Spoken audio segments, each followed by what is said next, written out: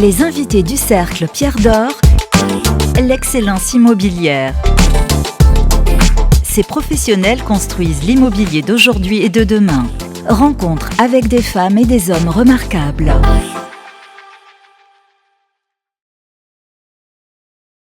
Bonjour et bienvenue sur immoweek.fr pour un nouvel épisode de notre rendez-vous avec le Cercle Pierre d'Or. Le plaisir et le privilège de recevoir aujourd'hui Raphaël Rengold. Bonjour. Bonjour. Merci d'être avec nous.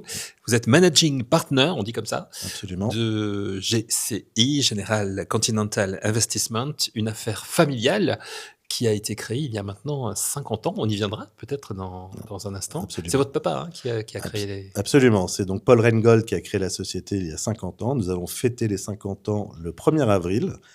Donc, c'est une date très importante pour nous. Et la société aujourd'hui est détenue par, évidemment, Paul, mon père, ainsi que Sharon, ma sœur, et Alexander, mon frère, et moi-même. Donc, nous sommes les 4 propriétaires et actionnaires de la société GCI. Voilà, 50 ans, donc 1er avril, on va y venir dans un instant.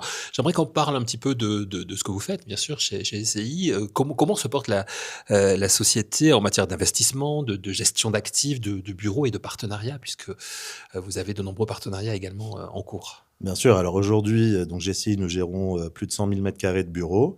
Nous avons toujours été très actifs et très présents sur ce secteur-là et nous continuons d'y croire. Il n'est pas mort le bureau, parce qu'on entend dire, on entend dire non, le bureau a encore de beaux jours devant lui, et d'autres qui disent non, mais c'est plié, c'est fini le bureau. Alors on a entendu ça il y a plusieurs années déjà.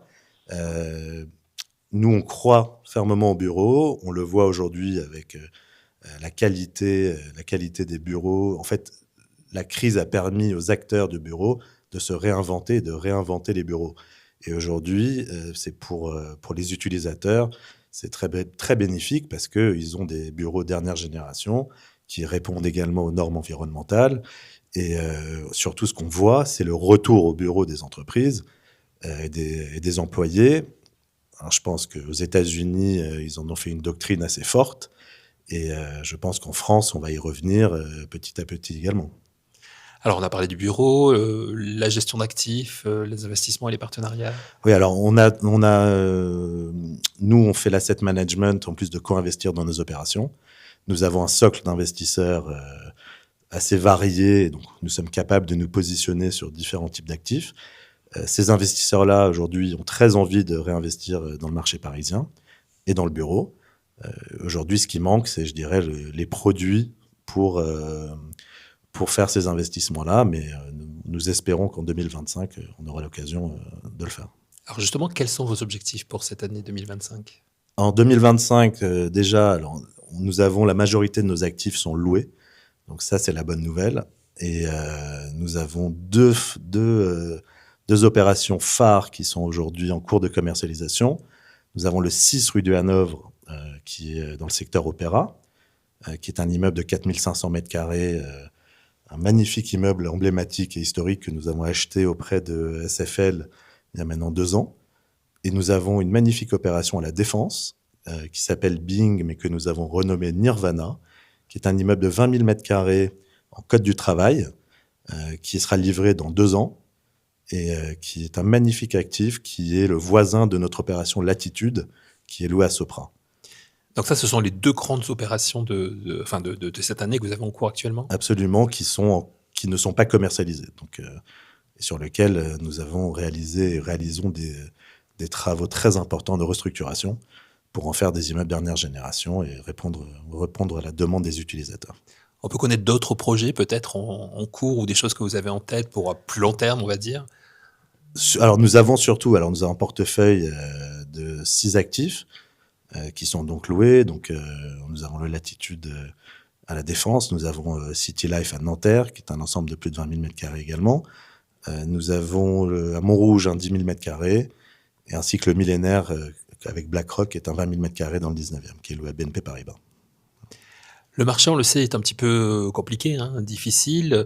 Au moment où vous allez fêter vos 50 ans, comment vous abordez les choses ? Alors, évidemment, on se base sur l'expérience de la société qui va faire ses 50 ans, et on a connu de nombreux cycles. Et alors, pas nous personnellement, mais notre père, qui a monté cette société, il a dû connaître ces cycles, donc il nous explique comment ça se passe. Et heureusement qu'on a cette expérience-là et qu'on sait que le bureau va revenir, on sait que le marché du bureau n'est pas mort. On voit quand même énormément de transactions et d'intérêts sur le marché parisien. Nous croyons beaucoup à la défense, qui aujourd'hui est un marché qui est quand même le mieux desservi et avec un vrai hub et qui est, voilà, aujourd'hui, on sent qu'il y a de l'intérêt de la part des utilisateurs, mais aussi des investisseurs. On a l'impression qu'il faut être quand même assez optimiste, vraiment très optimiste pour croire à la défense aujourd'hui. Pas forcément quand on voit les dernières transactions et quand on voit la qualité des actifs. Aujourd'hui, les utilisateurs qui cherchent des emplacements, soit vous pouvez être dans Paris et le prime est devenu assez cher, donc pas tout le monde peut payer ces loyers-là. Et très naturellement, je pense que le report se fera sur le marché de la défense. Donc GCI, vous nous dites il y a un avenir pour la défense. Nous, on y croit beaucoup, absolument. Fêter les 50 ans, ça veut dire aussi regarder un petit peu dans le miroir, voir comment, ce que vous nous disiez il y a quelques instants, comment vous avez traversé, comment la société a traversé ces différentes années. Est-ce que vous en retenez j'allais dire une manière d'envisager la suite aussi? Absolument. Alors, on a connu plusieurs périodes où les investissements ne se faisaient plus, il n'y avait ni les investisseurs, ni les banques. Donc aujourd'hui, on n'est pas dans cette situation-là.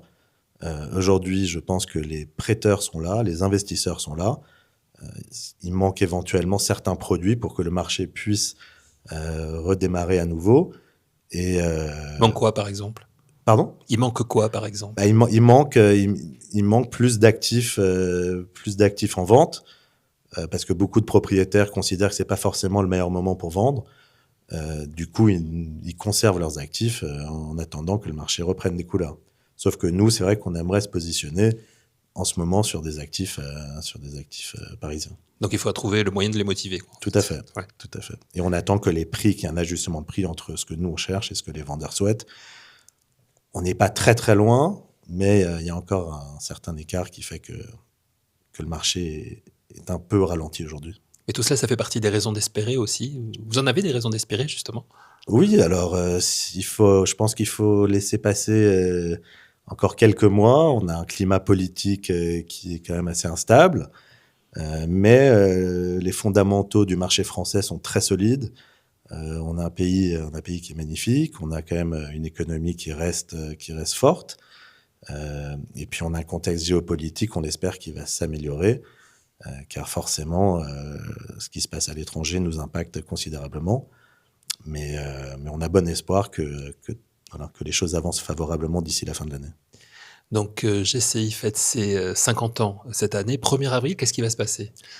Alors, 1er avril, c'est en cours de discussion, mais bien évidemment, s'il y a un événement qui sera organisé pour l'occasion, vous serez bien évidemment invité au courant. Et l'idée, c'est peut-être de faire quelque chose avec tous nos partenaires, tous les gens qui nous ont soutenus depuis 50 ans.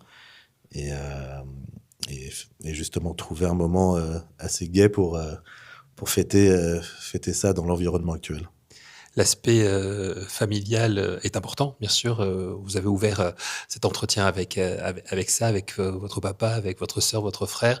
Pour les 50 ans qui viennent, ça veut dire que la famille Ringold va rester à la tête de GCI. Il y a la suite qui se prépare ou pas? Alors, ce que je tiens à dire, c'est qu'on a une formidable équipe aussi qui nous accompagne. On n'est pas que des membres de la famille chez GCI. Bien sûr. Et pour nous, ça, c'est très important. Maintenant, évidemment, on le souhaite.